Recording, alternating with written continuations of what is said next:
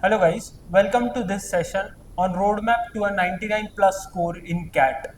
I am Virendra Patil. I have cracked CAT twice, scoring 99.58 percentile in the 2023 attempt and 99.29 percentile in the CAT 2022 attempt. This building, IIM Ahmedabad, is pretty much all of us' dreams when we begin our CAT journey. To begin the session, I'll talk about the strategy for all the three sections, followed by mock strategy while attempting it.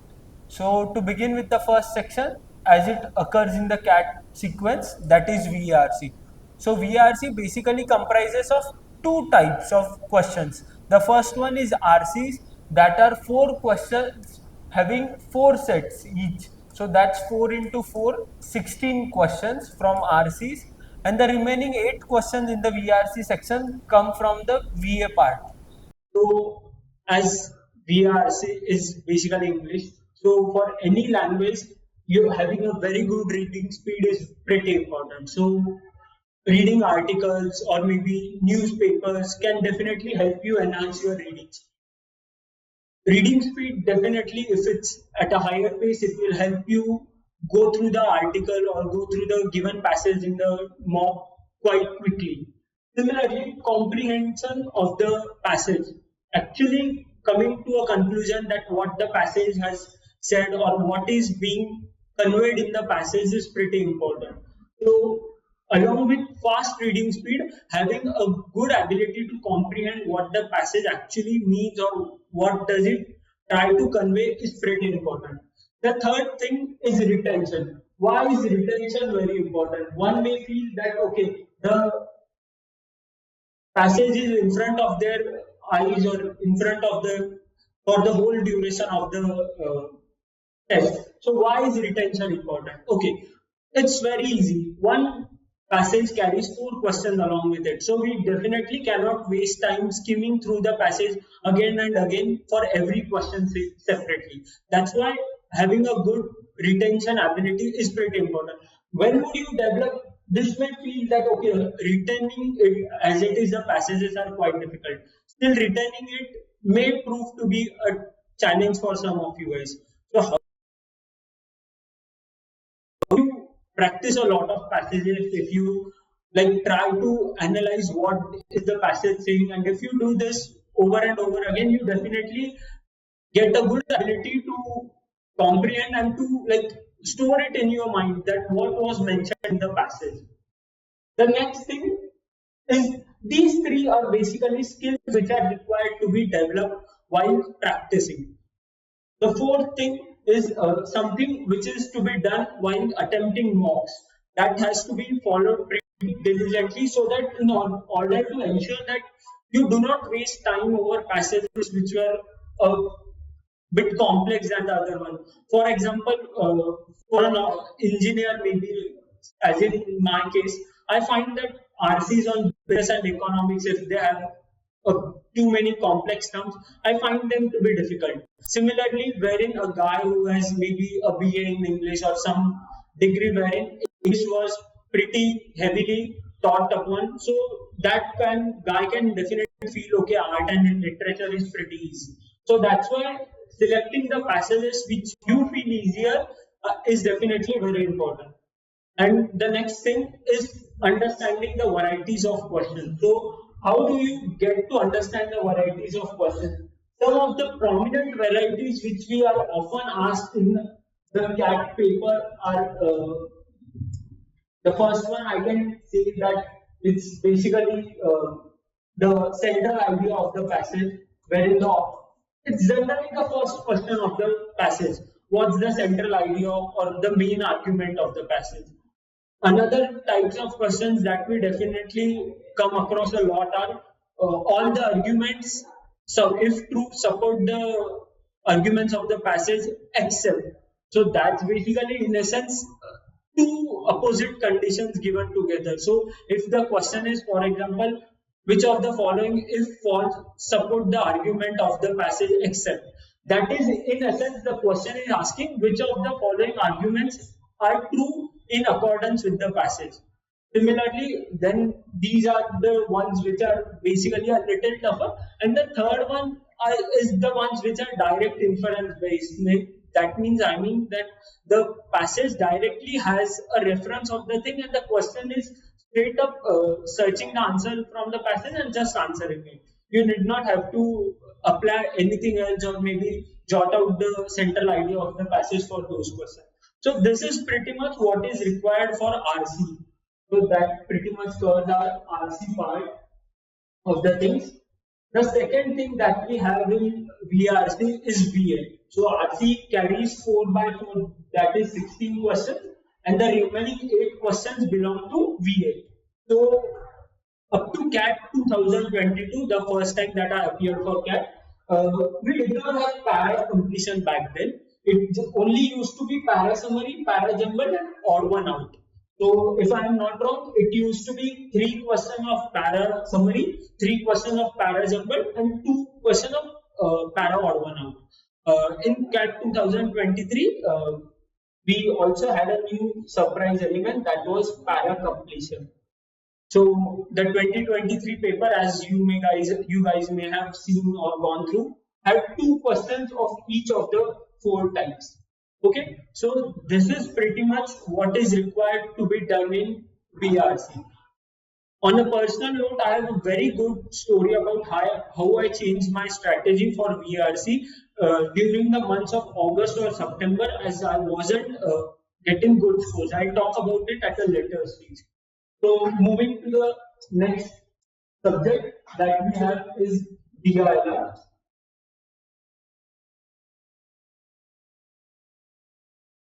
Okay, so DIR. VRC pretty much has RCs and VA, wherein mathematics has all the 22 questions separate. They aren't in any way related to each other. But DIR is a subject which entirely has sets. It does not have anything else. So what is pretty important in DIR?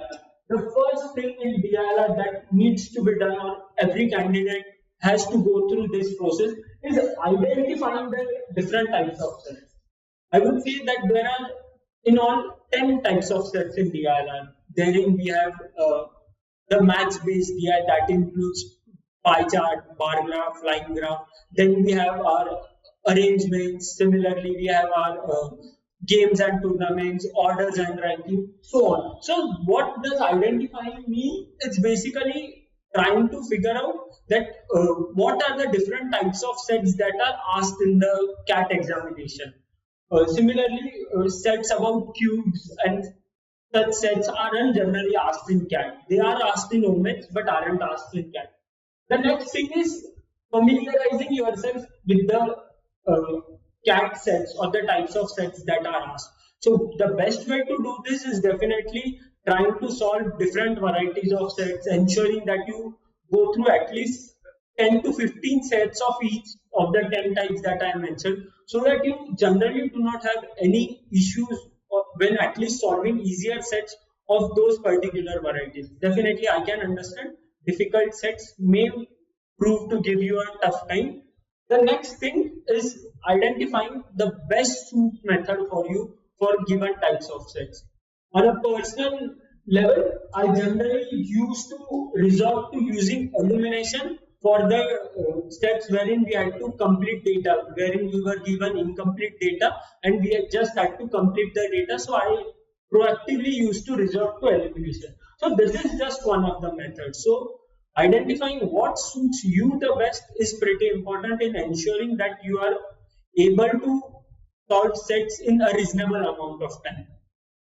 The next thing, which is the most important of all, after identifying the sets, the different types of sets, familiarizing yourself with the sets by solving a few of those sets, and then after finding the best suit method for what you can easily go through, is trying to inculcate better approaches and time efficient methods. So this has to be done for all the subjects, I would say, but DIY specifically, if you go through the solutions, you may definitely realize that okay, the solution that was presented is a better of approach for the given question or the given set. Okay, any queries here? among for DIR and VRC. If you have any queries about the strategies, please ask it. You can ask it in the chat box and I'll reply it.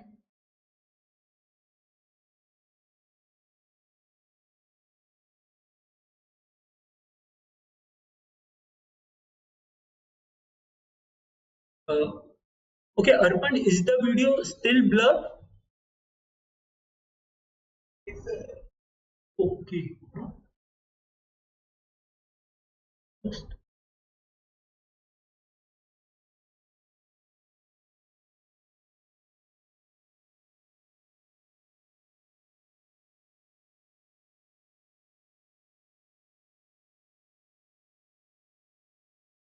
Is everyone facing the same issue? Because I maximized the window and saw it. I felt that it was pretty okay. Is everyone facing the same issue that the screen is blurred? Please let me know. Okay, sure, sure.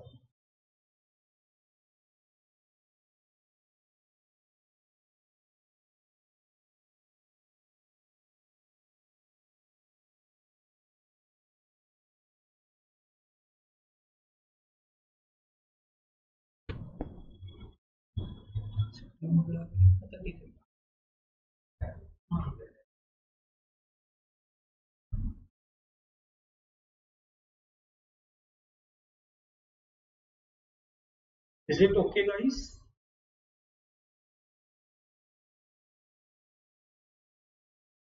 Is it okay now, guys? Any change? Or is it the same?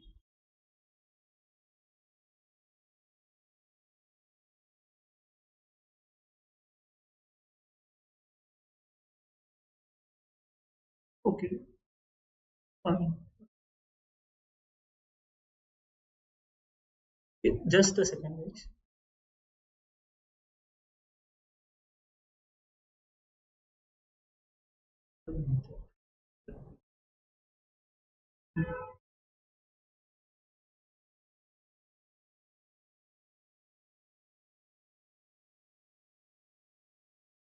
Okay, fine. I see a question. Okay, Siddharth. Roughly how many sets should be practiced on a daily basis for getting a good grip on DILR? Okay, Siddharth, the first thing, DILR is a pretty subjective thing. Indian education system does not have DILR at any point. Go through any of the streams, whatever you want. It generally does not have DILR. So I would say I used to aim at 6 to 8 sets daily. That the only intention was being that I at least go through maybe 90% of the varieties before I sit for the actual CAT examination. Again, how many sets do you want to practice is completely dependent on what's your target. So I would say that doing at least 4 sets a day, provided that you are just in your final year or maybe taking a gap year for CAT, then 4 sets a day is pretty reasonable. Or else, if you work, then on weekdays, I would say that 3 sets is okay. And on weekends, it should go up to maybe 5 sets so that you can cover up a bit. Anything else, guys? Any more questions?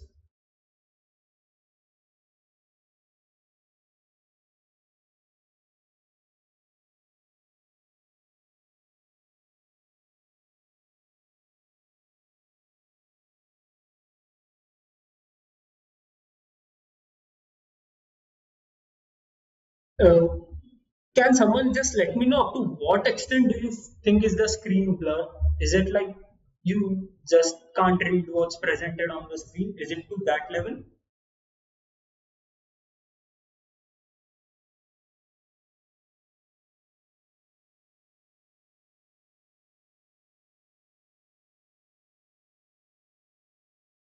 Hello guys, am I audible? Okay, okay, a very good measure, Arpan. Seems readable. It's fine.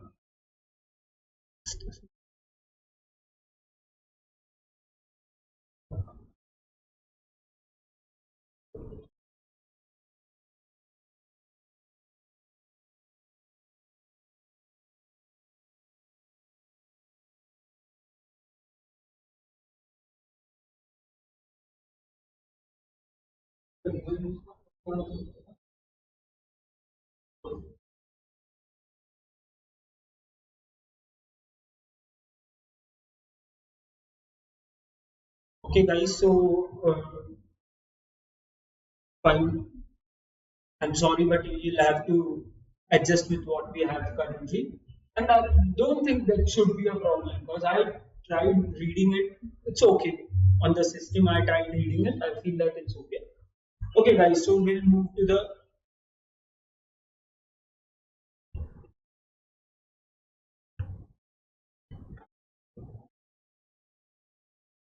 Okay.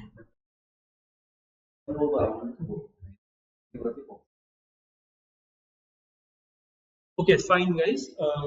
These were the first two sections of the CAT paper. That's DILR and VRC. VRC and DILR in the order. Okay, the third section and the one which is a bit different from the first two, there you do not have questions in sets at all. It's all questions separate, 22 separate entities.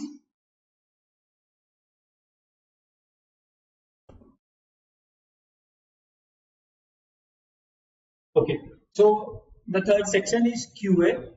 So I would say the first thing for QA is definitely studying all the five sections of QA. What do I mean by five sections? Five sections are algebra, arithmetic, geometry, modern maths, and numbers. You should definitely go through all these sections once, and I would definitely say Nitin sir has wonderful methods. I being a two-time 99.8 plus percentile in quants, and definitely say that he had inputs which can further like maybe enhance my scores. Right. The next thing is, and a very important thing, you should have all the formula that you have used even once maintained in your formula book, and it should be a handwritten formula book. What do I mean by all the formula maintained? That's basically even if you have come across the formula a single time, maybe during some practice or some question here and there, still it should be mentioned there. Basically, the process should be like whatever question you are able to solve in the mock or any question that you come across maybe in some of the module or somewhere else, that the formula for that should be definitely mentioned in your formula book. So many people feel that is maintaining a formula book that important. We get the PDFs or maybe hard copies printed formula easily nowadays, but no, maintaining a formula book is important because what you write on your own, you definitely internalize it better than what you just go through and read. So that's why I advocate for it very strongly, maintaining a formula book. The next step is definitely identifying and consolidating your strong topics and sections. So in my case, it was pretty much arithmetic. Arithmetic is my strongest shot in out of all the five sections in QA. So definitely, I worked considerably hard to ensure that okay, whatever are the number of questions in arithmetic, I should at least be able to solve maybe 70 or 80% of them, so that if the paper consists of 9 questions, I generally used to target at least 7 correct questions from arithmetic. Why is it so? Because mathematics is something that you need to study and attend. DILR and VRC, you did not have to study anything or maybe learn anything. But for QA, you definitely have to be thorough with your formula. You have to know the concepts to be able to apply it in the mocks. Wherein for DILR and VRC, a person who hasn't studied still can go and score in the CAT examination. I won't say that that person will score very well, but again, that's pretty much possible. And the fourth point is strengthening your weak sections. Why is this important? Because not always your strong sections will have easier questions, or maybe the more doable question we'll see. So for that, it's pretty important that you are at least knowing the basics of all the five sections of mathematics. A pretty personal example again, CAT 2023 slot 1, geometry is my weakest section definitely in mathematics, and three easy questions, pretty easy questions popped up in my slot, and just due to my approach that okay, never mind whatever happens, I'm at least gonna bother to read the question and try to figure out what does it ask for, and due to that I could easily get 9 brownie points in the math section. And definitely last year QA was pretty difficult. As we all know, 8 questions of QA need net 8 correct questions fetched to a 99 percentile in QA. So definitely QA was considerably difficult, but this thing pretty much helped me in CAT 2023. I did not realize it a lot in 2022's paper, or maybe it wasn't there, but CAT 2023 definitely I could get very good marks due to that thing. Okay, guys, any doubts for QA?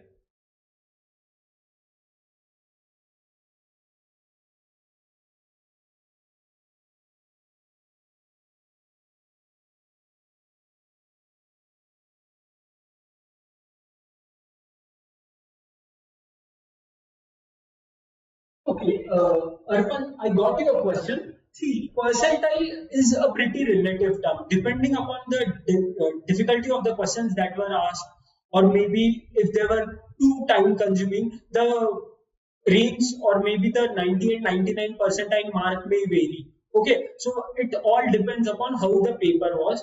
But last year, it definitely took a huge, like, shot the 99 percentile mark, fell down just to 24 marks. Uh, the year before that, for QA, it was at 33 marks. So generally, I would say that to be on the safer side, you should target 12 correct questions, 12 net correct questions in QA. And a thing that some people may find that, okay, I'm being a bit too demanding, but in QA, you should be able to get the question correct. It's basically, it should either be correct or be wrong. It's not like VRC, maybe where the options are a bit confusing.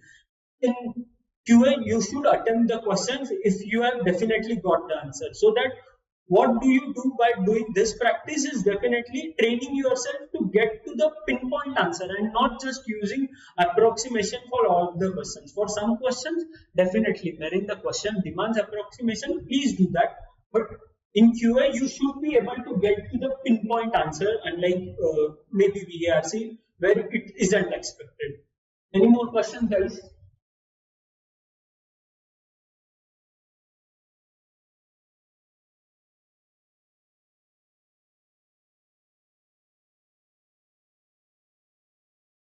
Okay. Okay. Parth, very good to hear that. Even when I was attempting CAT 22, I was in the same position, pursuing final year of my computer engineering.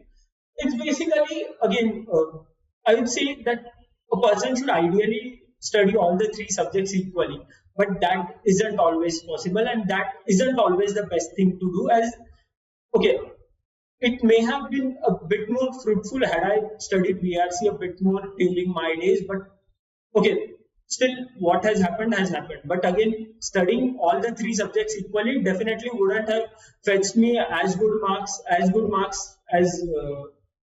QA or maybe DILR in VRC.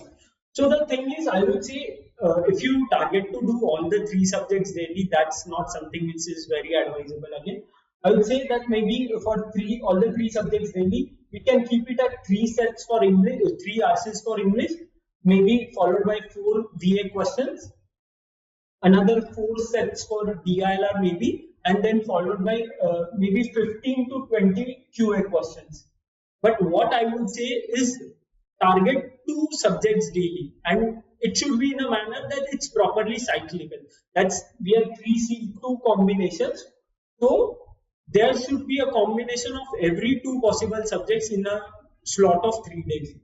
So if you do that, that's targeting two subjects in a day. So then I would say that maybe for if you target VRC should go to 100 guys. Just a second. VRC should be at more or less 6.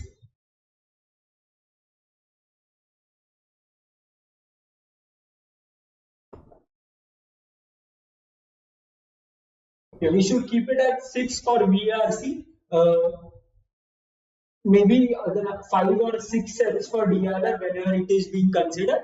And again, it should be like roughly 25 to 30 questions of mathematics. So when you are, and of course, this includes another 6 questions of verbal ability. So when can this be done is when you are targeting only 2 subjects in a day. That's the first day you go with VRC DLR, the next day it's VRC. points, and the third day it's DILR points, and then the cycle repeats itself. So this can be done in that case.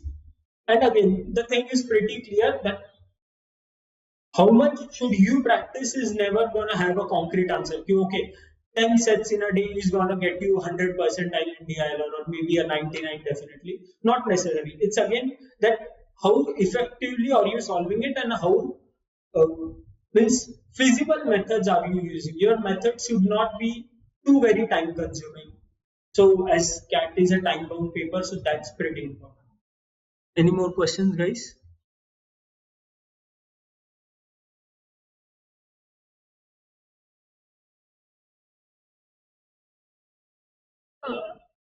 I don't see any more questions, guys. So, moving to the next thing on hand that we have is basically why should I attend mocks?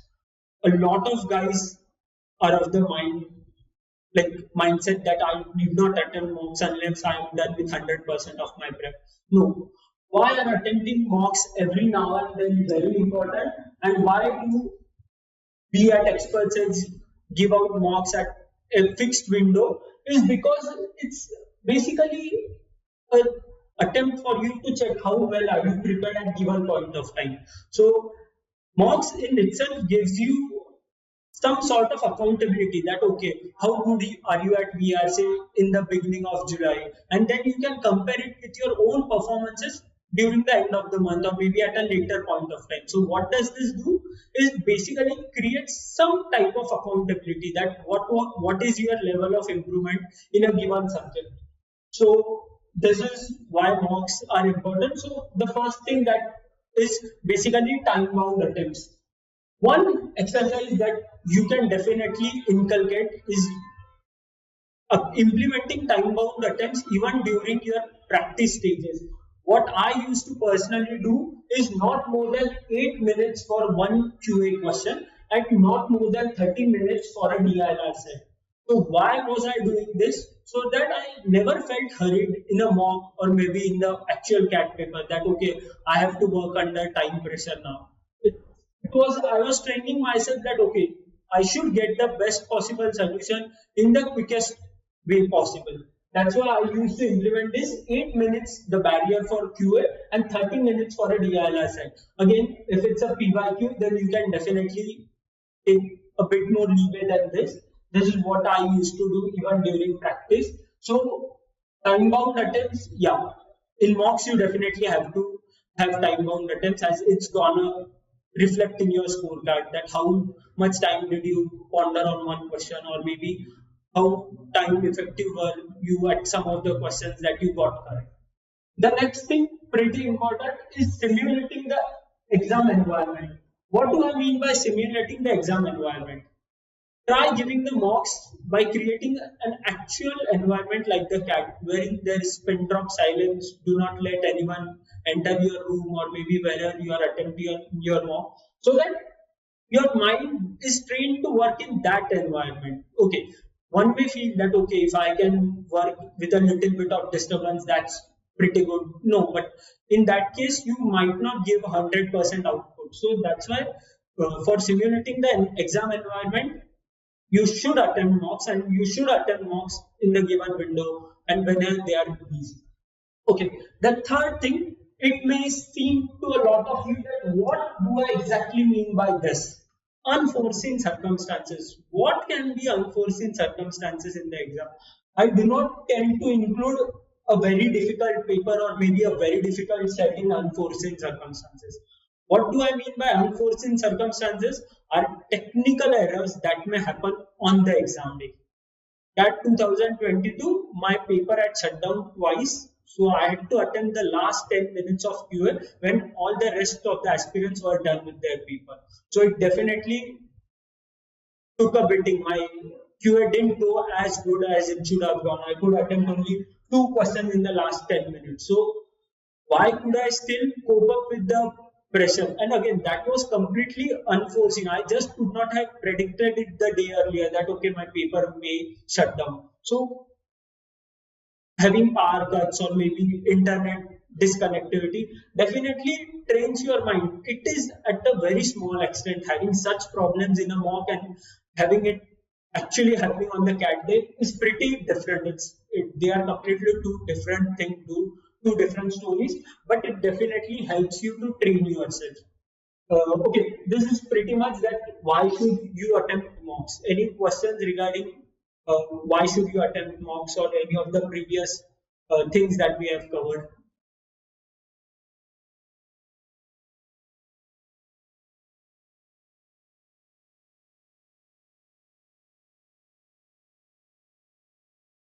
Okay, no questions as of now. Okay, so I'll move on to the next topic. That's basically why should one analyze mocks? People definitely attend mocks. A lot of you guys must have been attempting mocks, but attempting mocks is not the thing that's gonna help you improve your subjects or maybe get you to know what you did correct or where did you go wrong or where weren't you time efficient. So that's why analyzing mocks is pretty important. Okay, so what do I mean by analyzing mocks? Analyzing mocks is to be considered to be maybe a retake of the same examination. Consider it to be a retake that you are getting another shot at the paper and then you try to go through the questions which you couldn't get correct, which you like were able to were knowing the concept but could not apply it, so had to skip it. So that's basically why analyzing is important. The first thing, as you must have noticed, and all the competitive exams in India, considering it to be maybe JEE exams or even your other UG exams like IPMAT, everywhere accuracy is pretty important. That what is exactly accuracy? Accuracy is pretty much how many questions are you attempting, and out of that, how many are you getting correct. So having a good accuracy, a near to 100 accuracy, that's again hypothetically possible only. But having an accuracy in the range of maybe 80 to 90 is pretty good. And if you can maintain it for all the three subjects, that's brilliant for your preparation journey. The next thing is time efficiency. What do I mean by time efficiency? Time efficiency is whether you spend a reasonable amount of time on a given question. Go to any mocks, anywhere, you'll get at least a couple of questions in QA that are literally maybe 15 seconds or if you are slow at calculation, maybe 30 seconds. So time efficiency is pretty important to ensure that the time that you spent on a question and the time that the people who got correct, what they spent on the question, if it's as close as possible, that's pretty good. And if your time is under the time of the toppers or maybe the time average time taken by the guys who got it correct, that's a pretty plus point for you. And in time efficiency, there is one case wherein you spend a lot of time on a question but still return without attempting it. That may be because you had a conceptual roadblock, or maybe you could not recollect the exact concept that has to be applied there. So that is very bad. So here I would like to tell you one thing. It can especially happen in mathematics. Time efficiency can prove to be a problem in QA. So please guys, especially engineers, we have a habit कि यार मुझे maths क्यों नहीं आया, मुझे QA कैसे ही आया नहीं. So maths को थोड़ा ego पे नहीं लेना. Take it easy. If you know the concept, still वो नहीं हो रहा है, पढ़ के नहीं click हो रहा है, तो please move on. Return to that question at a later point if time permits. Okay. The next thing is selecting the easier questions. So it's pretty important that you know which questions were definitely to be skipped and which were to be attempted. Selecting a lot of questions which consumed a lot of your time isn't of any good use. If you got a question correct in maybe 6 minutes and instead you could have got a couple of more questions correct, spending maybe 2 minutes on each of the three questions, this thing definitely would have paid off better. So selecting the easier questions, the questions which are more doable, is pretty important. When do you come to know? During the paper, it may seem that a question which you left just due to the length of it was pretty much doable than maybe a one-liner question, which was actually very difficult, but you were stuck on the one-liner question. So it can only be done after analyzing the mock, that which were actually the easier questions in a given mock.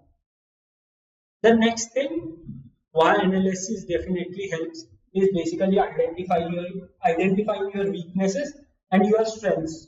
Okay, so I had a case wherein, as I mentioned earlier, I changed my strategy for VRC midway. So, what was my problem? I was pretty scared of attempting VRC, the RC part of VRC, due to the fact that it carries negative marking. So, I used to do VA a lot, but still, VA being theta, one number here and there, you get the answer completely wrong. So I definitely did not see any considerable improvement in my score. So I thought that okay, now since this isn't paying off, let's try doing the RCs first and let's see how does it pan out. So definitely I got better returns when I started attempting maybe three complete RCs in the beginning and then moving to some maybe 5, 6 VA questions as and how time permits. So this is a very good example that okay, VA wasn't my strength, but just due to the fact and the fear of negative marking, I was doing VA first. The next thing, the pretty important thing, maybe you are good at a chapter, but you are not very time efficient at it. So attempting questions from that chapter at the current scenario in the mocks may not help you a lot, but wherein maybe a chapter where you are not very good at, know the basic concepts, but are able to do the questions in a reasonable amount of time. So that comes under your mock strategy. So this is a pretty important thing. The interplay of all these four things it will help you to finalize this thing that is the best fit mock strategies for you. So in my case, what I generally used to do is skim through all the four sets of DILR once. So maybe and spend maybe 2.5 minutes on each set, or maybe 2.5 to 3 minutes. So what would that work out? If I know, if I like am able to get the breakthrough immediately, then I will work on it immediately. Or if not, then maybe after spending 3 minutes, I will move to the next set.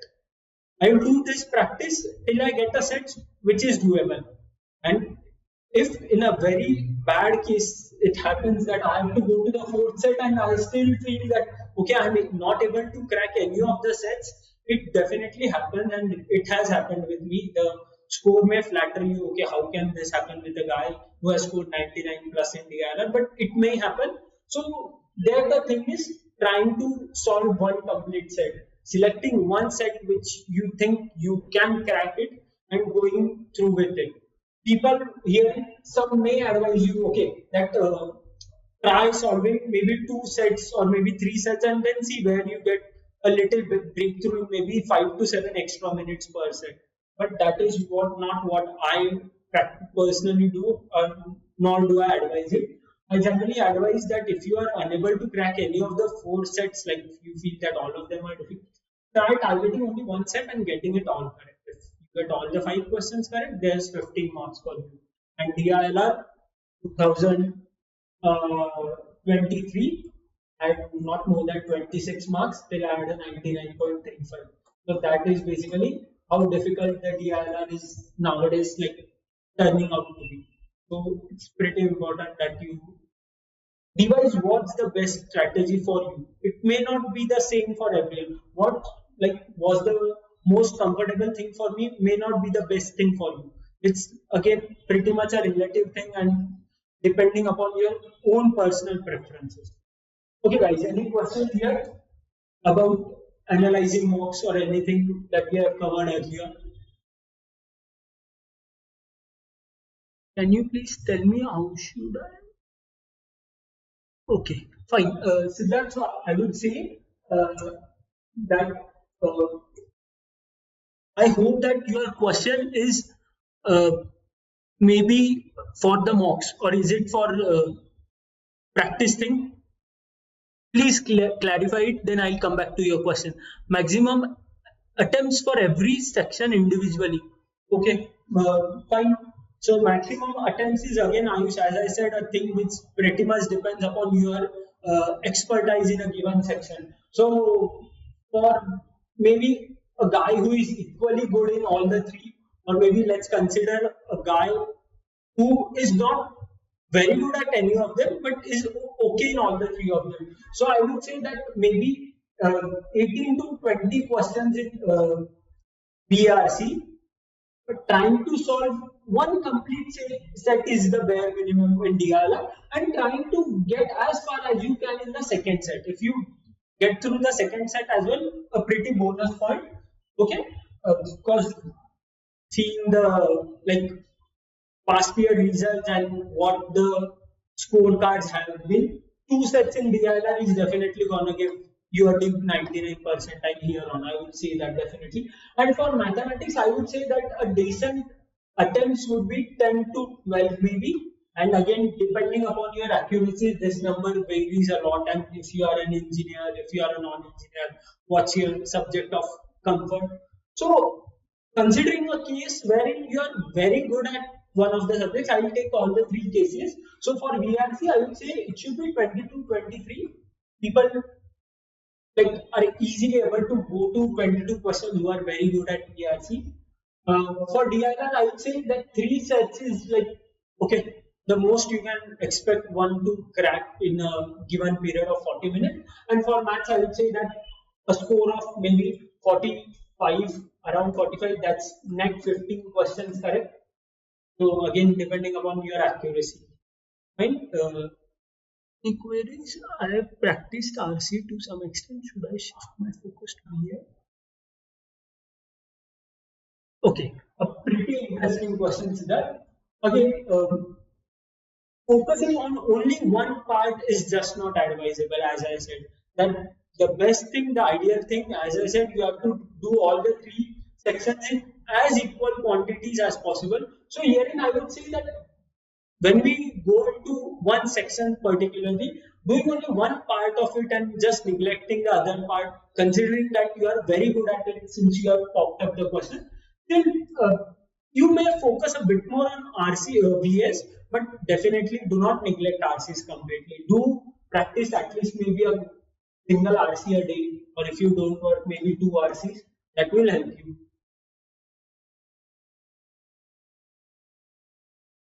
Any more questions, guys? Do ask your questions, guys. Please feel frank to ask me questions. I would like to answer as many as I can.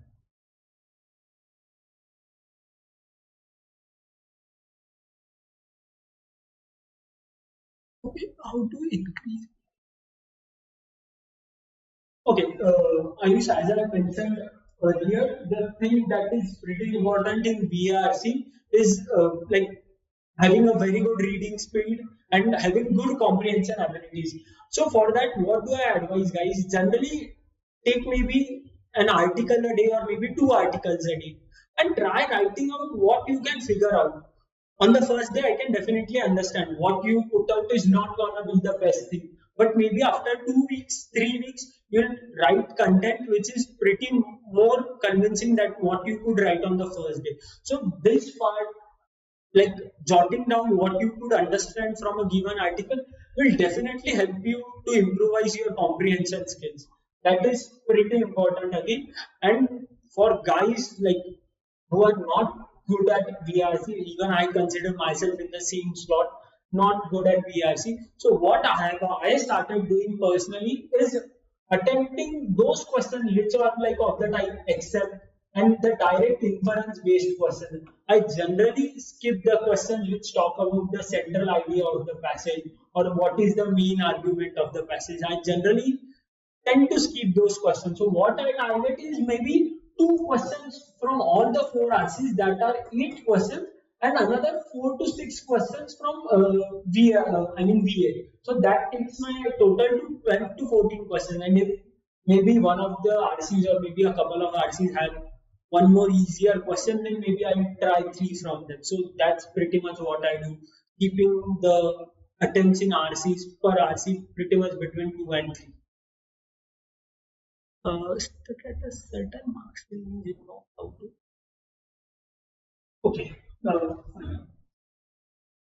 See, again, is the solution to this problem? I definitely have that problem.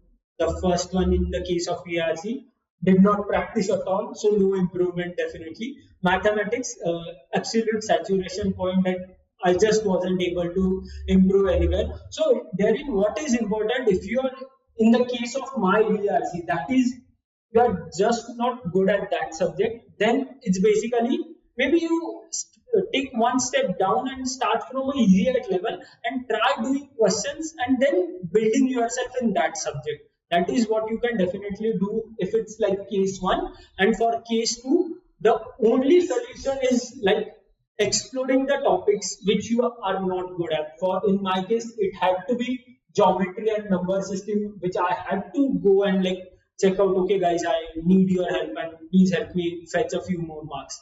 Because I was literally at a saturation point for arithmetic and algebra and modern math, pretty much at the same level. So these are the two cases which you can have.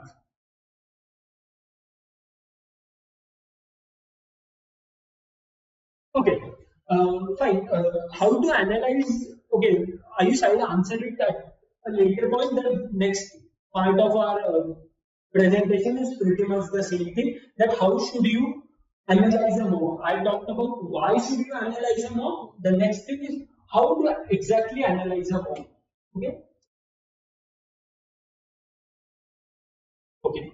So guys, you must be familiar with this. This is our very own tentacles. Pretty wonderful thing devised by Nitin sir. Like I was impressed when I first like had the opportunity to know what exactly are tentacles. So as it stands for perfect attempts is definitely, as I talked in an earlier slide, the three things that matter in the CAT examination are accuracy, time efficiency, and also selecting the right person. Go to any other competitive exam, even JEE, that is the most difficult exam at the UG level, you generally have to tackle only accuracy. People easily finish the entire JEE paper. So accuracy is what is at the center stage there. But CAT is something else. CAT, you cannot expect to finish the entire 66 questions or maybe even all the 20 or maybe 22, 24 questions of your favorite subject. So herein, selecting the right questions and also being time efficient in the questions that you solved is pretty important. So this is tentacle. So what I would say that these, how are these 10 formed? They are basically using the interplay of the three factors that I mentioned: accuracy, time efficiency, and also selecting the correct questions. So this is one part. So how do you actually analyze a mock? This is an already analysis of its and ready-made analysis which you will get through our test website. So apart from that, how to analyze question-wise?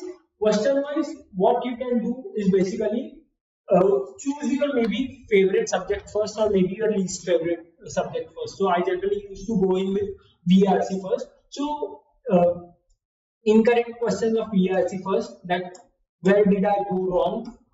If it was maybe an RC question that is incorrect, it's generally if I misinterpret the RC, or maybe if, as I mentioned earlier, the case wherein there are two contradictions in the same question, like for example, which of the following statements, if false, support the argument of the passage except.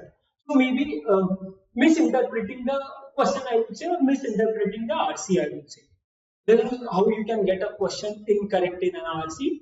VA pretty much if it's a mistake in parajumbled, it may be that you could not comprehend or you could not get the proper hint that which sentence should follow a given sentence. Generally, go to any parajumbled example. Generally, out of the four sentences, two are pretty straightforward, which will necessarily have to form a pair. The sequence of them will be pretty easily justifiable. That okay, maybe this sentence definitely has to come before maybe sentence 2 definitely has to come before sentence 4. So you get one pairing pretty easily in the case of VA, and the other two, the fitting the other two things may prove to be a bit difficult. There is where you can go wrong. So this is basically how you analyze your incorrect questions. The next type of questions that you need to analyze are the skipped questions or the unattempted questions. You might feel that skipped is pretty much unattempted. No, I won't say that. Skipped are basically questions that you did not even bother to give a look at, like what was the question asking, or maybe if you had skipped the entire RC. And unattempted questions are those wherein you like went to the question, tried to solve it, but could not do anything, so left it unattended. So that's why I consider these two things as different. So these are the questions, especially the skip part of it. If they are easier ones, they may fetch you easy marks. Like it may be beneficial for you if you could like manage doing the easier questions which you skipped and ended up wasting a lot more time on some other question which you may have got right or may have got it wrong. So this is pretty much what is skipped or unattempted question. The third thing and what you can definitely predict are the correct questions. Now you may think that why do I need to analyze the correct questions? I have got them correct. I'm fine. I got a wonderful +3 in that question. Why do I analyze? The thing is that maybe your method was 3 minutes long, and the ideal method, the optimal method, could have fetched you the answer in maybe a minute or so. So this will definitely help you save time, and especially for VA section, wherein if maybe you get a minute or two extra, you can attempt another VA question. It isn't the case for RCs, I would say, or maybe a DLR set. Those 1 or 2 questions, maybe if you are able to save on an average, I mean 1 or 2 minutes, you are able to save on an average in a mock. It won't help for RCs or for DLR, but definitely in maths, maybe if you could go through a question in 1 minute instead of 3 minutes, what you had thought using your longer method, you could have definitely at least given a good attempt at one of the missed questions. So that's why skimming through the solutions of the correct question is pretty important. Now, the next question: how much time should I ideally spend on analyzing my paper? I would ideally say that a person who is, again, target is something which you aim for, but you may not be at that level. A person who is content with his score should ideally maybe spend 2.5 to 3 hours with analyzing the paper. That is on an average 1 hour per subject, or maybe for example mathematics, in my case I did not have more than maybe 6 to 7 questions to seriously analyzing mathematics, including 1 or 2 questions which I actually found tough. So maths did not consume a lot of time, so I used to invest that time in maybe VA, as VA was my weak part, so I definitely had a lot of things to analyze there. So this is for someone who is maybe okay, I just need to maintain my scores and that's it. But generally, this is not what I would advise. Never be content with your score. It's percentile that is the deciding factor for calls, and percentile is a pretty relative thing. It's not at all concrete that okay, these many marks are definitely gonna fetch you a certain percentile. So, oh, spending maybe maximum of 4 hours is pretty good. So therein you can thoroughly attempt all the questions which you could not solve, which you got incorrect, and also attempt those questions wherein you were correct, but you consume maybe an unreasonable amount of time in that question. And pretty fairly everyone knows that okay, I have consumed a lot of time over this question. I shouldn't have pondered that long. So this pretty much brings us to end of our strategies. We have had a very healthy discussion on all the three subjects individually, and also about how to attempt mocks, how to analyze mocks, and also why is analyzing mocks important. Now I would like to open the forum for questions, and please guys be frank to ask questions.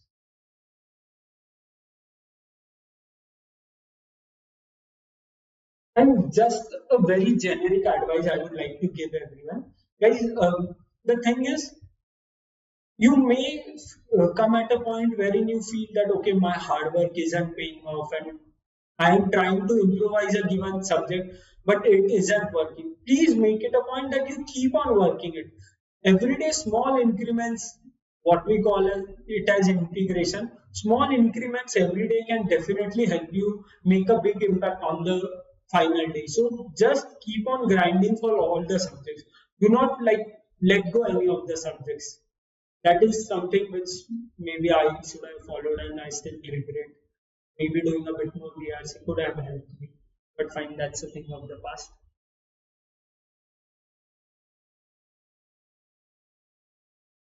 Is any questions?